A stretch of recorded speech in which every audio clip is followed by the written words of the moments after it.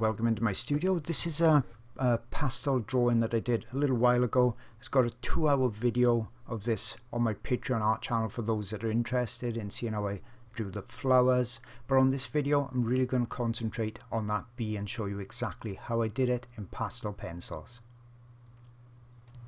And now I'm taking a little tiny eraser just to take some of the pastel off the surface of the bee, because I want these dark areas to be really dark. You can see now why this small amount of gouache has helped a lot, because you can still see the bee under it. If that was just the outline, it probably would have disappeared by now, and then I'd have to try and trace back over it or do a freehand drawing, but then it would get muddy. So that dark underpainting is going to allow me now to get a really nice crisp dark black edge where I need it on the legs, and also a nice solid colour on the back and the head too. There's not much dust coming off the eraser, and I'm just blowing it away. Don't have to get everything off perfect, just cleaning it up.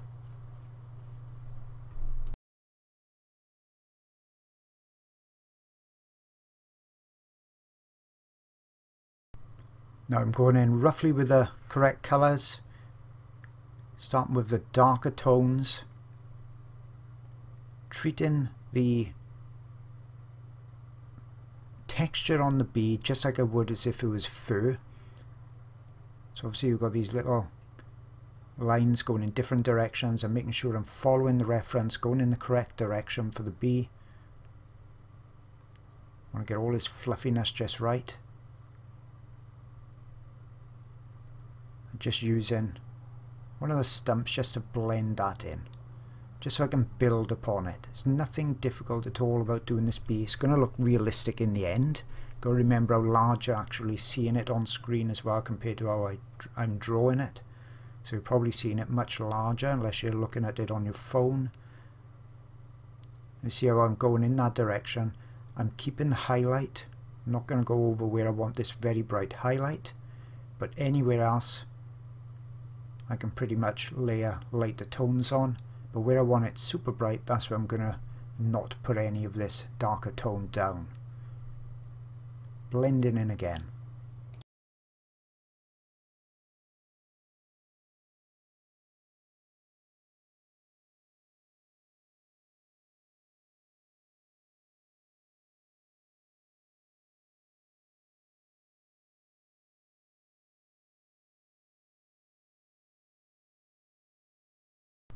Now even though I've got black paint obviously there underneath, it's all dry, I still want to put black pastel on there to really punch it up, and you can see how much darker it now looks. And I'm doing that in one layer. It's because I've already got that black underneath it. And you can see how nice and clean I can make it look as well. When you want a very black like this, you don't want much contamination with another pastel underneath it. You can layer darks much easier over the top than in any other type of pencil media with pastels, but of course it's still better if, and there I got a broken nib, if you can actually do it without the contamination underneath. And remember, with pencils, sometimes a broken nib actually happens. It's just one of those things. It doesn't happen very often, and I'm back now with a sharpened pencil, and I can go over that no problem at all. Now I've got those base tones down, I'll come back in and make subtle adjustments. So I didn't want this area to be pure black, so I've got a dark rich brown. You can see how I've kept that highlight on the rear end, and just, as I said, subtle variations now. That's what makes it look more real.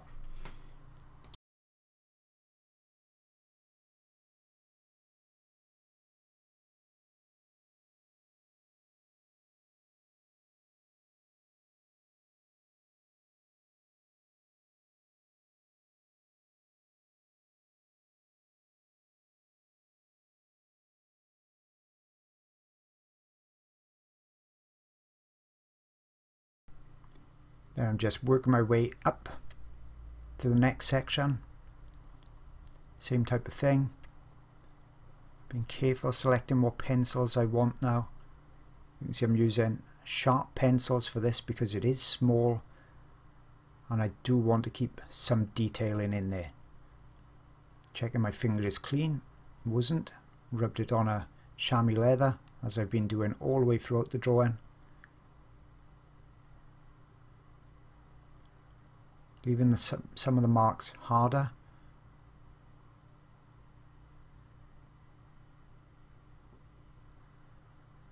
I'm basically just building up now the darks and then the lights on top of this undertone.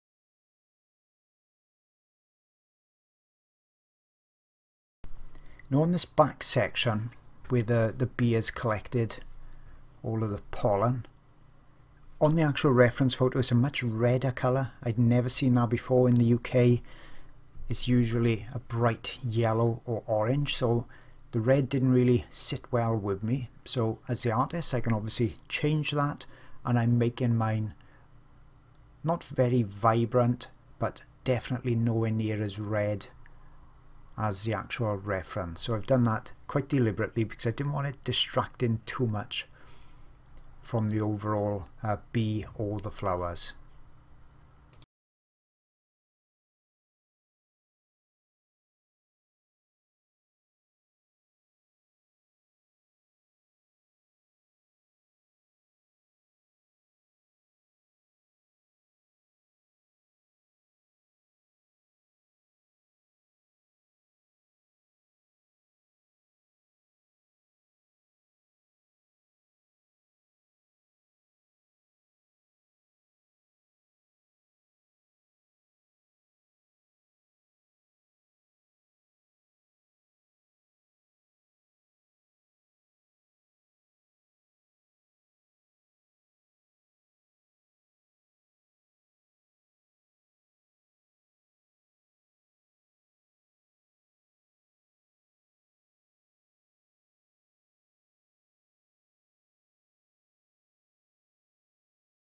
So that's starting to look quite good. I'm making sure the edge is fairly soft where it needs to be. I don't want a complete cutout look to it.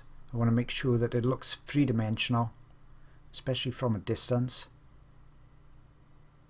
So sometimes for that effect you need to keep the edge quite soft looking. I'm coming in with the lighter tones now, some more of the highlights. That's going to add to that effect as well.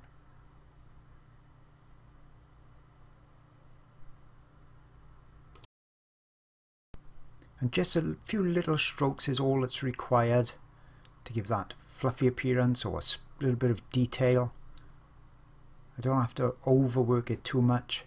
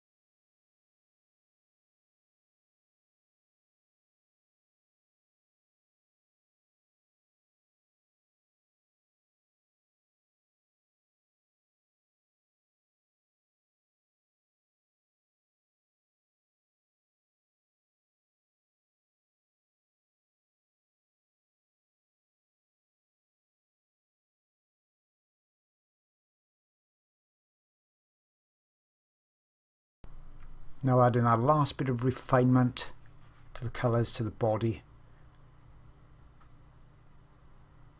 Just slight colour changes, making some areas a bit more vibrant, subduing some other areas. Trying to keep the area around it very clean as much as I can.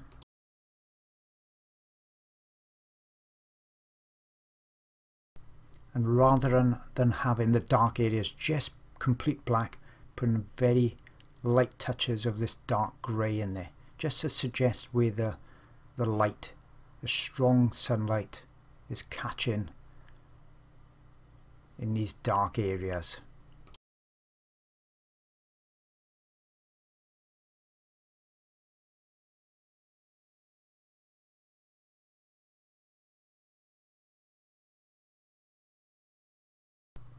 Okay, so time to put the wings in, and it looks complicated, but it really isn't. It's surprising how little detail I actually have to put in. I'm just making sure I'm putting them in roughly the correct position, and I'm making sure I'm going very light. We know that the bee has got wings, we know it's actually flying, so we don't need to obsess over every tiny little vein in there. I want to keep the look of transparency, so I want to make sure I don't block them in too much. Make sure you can still see the colours of the background through it, so I'm using a very, very light touch.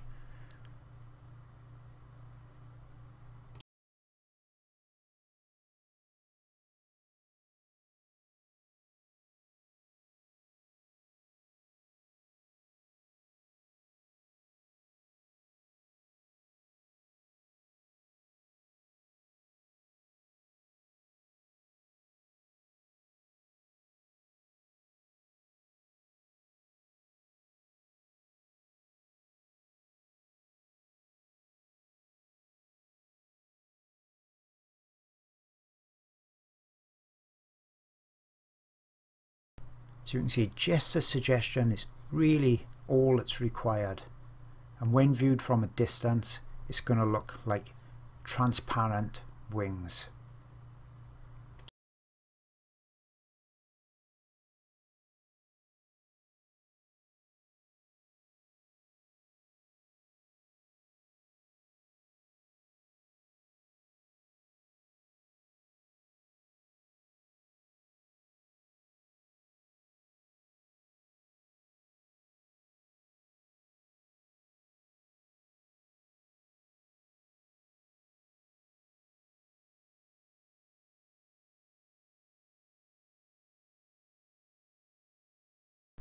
I'm just going to add the subtlest of colours as well, because obviously the blue sky is going to influence the colour on the wings in just small areas. I'm not going to go too crazy on the detail at all. As I said, keeping it very, very subtle.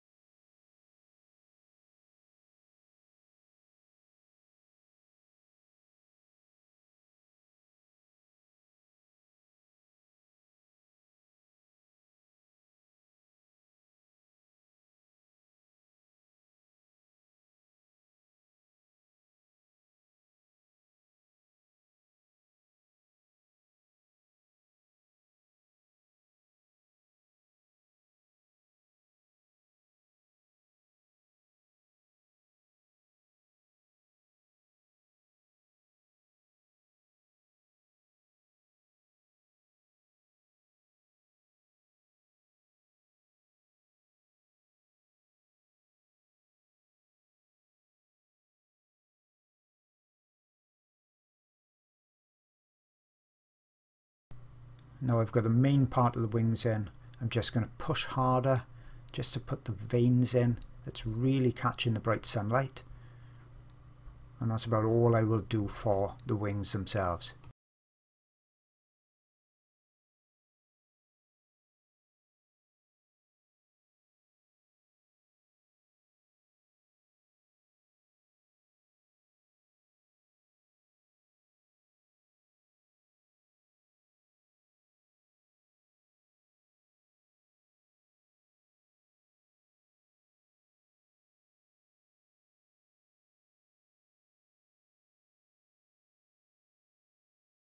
Just wanted to quickly mention my Patreon channel for those looking for even more in-depth art instruction. It's packed full of pastel videos, oil videos as well, and those videos are being added to new ones every single month.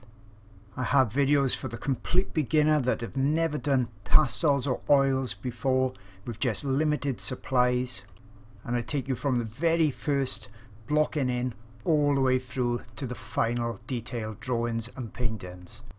I've also got some really unusual subjects as well, and in all of my videos I always take you through all the details. You see everything I do, how I create my work. But it's not just for beginners, it's also for novices, and I also show the best artwork that I've ever done as well. And this particular elephant video spans 6 hours, so you know you're going to see tons and tons of details, tips and techniques. And as mentioned, I've got lots of oil videos on there too, so there really is something for everybody, and you get access to hundreds of hours worth of videos for just $4. Now over 1,000 members strong. Hope to see you there soon.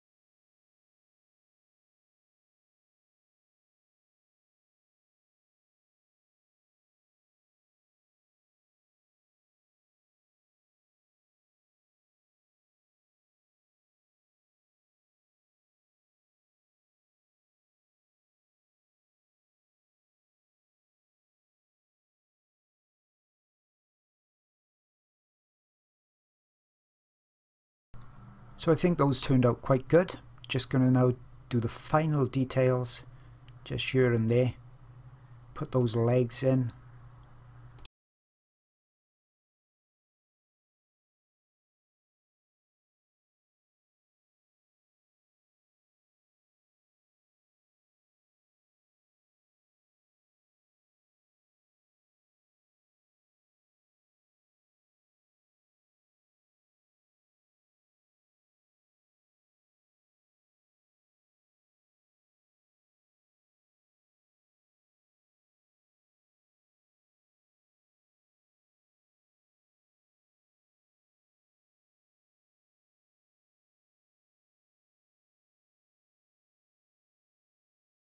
And the reason I've kept these areas right to the very end is because they are the ones that's going to be more prone to smudging. I want to keep nice sharp edges on these, so just kept it right to the end. The antenna the same, just basically so it's not going to be too easy to smudge.